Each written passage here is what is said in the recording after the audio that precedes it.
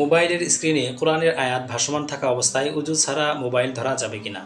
বিয়ের সময় বরের জন্য পাঞ্জাবি পাজামার সঙ্গে ওড়না ব্যবহার করা কি জায়েজ হবে? স্বামী স্ত্রীর মধ্যকার ঝগড়া দূর করে মোহাব্বত সৃষ্টির লক্ষ্যে তাবিজ করা বৈধ হবে কিনা? ভাই মনির জানতে চেয়েছেন, মোবাইলের স্ক্রিনে কোরআনের আয়াত ভাসমান থাকা অবস্থায় উজু ছাড়া স্ক্রিনের উপর হাত রাখা বা মোবাইল ধরা যাবে কিনা। মোবাইলের স্ক্রিনে কোরআনের আয়াত ভাসমান থাকুক অথবা না থাকুক, সর্বাবস্থায় মোবাইল ধরা যাবে, কোনো সমস্যা নেই। তবে কোরআনের আয়াত স্ক্রিনে ভাসমান থাকা অবস্থায় ওযু ছাড়া আয়াতের উপর টাচ করা বা হাত রাখা এটা উত্তম নয়।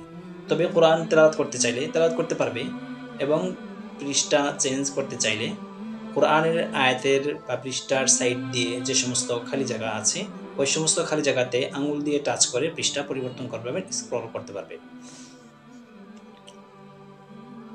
বর্তমানে দেখা যায় পাঞ্জাবি পাজামার সঙ্গে ওড়নাও বিক্রি হয়।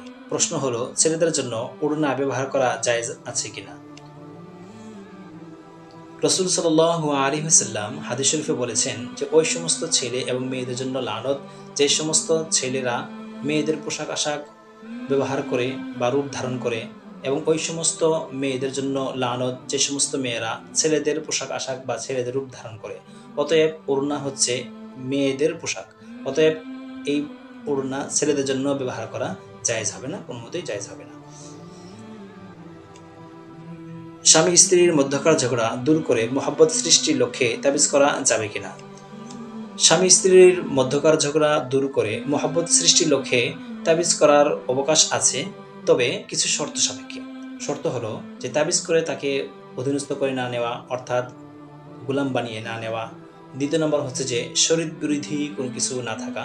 3 নম্বর হচ্ছে যে কুফরি কালাম, শিরকি কালাম, মন্ত্রতন্ত্র দ্বারা তাবিজ না করা, কারণ এগুলো শিরিক, এগুলো গুনাহ, হারাম। নূরি এলেম অর্থাৎ কোরআনের আয়াত দ্বারা করা যেতে পারে মোহাব্বতের উদ্দেশ্যে, ভালো নিয়তে।